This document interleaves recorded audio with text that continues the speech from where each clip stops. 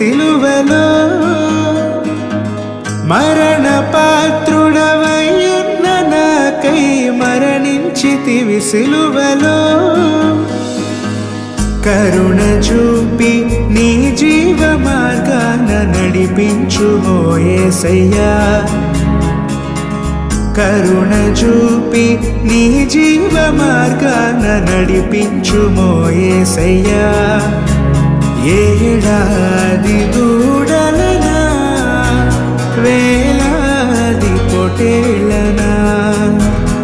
ఏడాది దూడలనా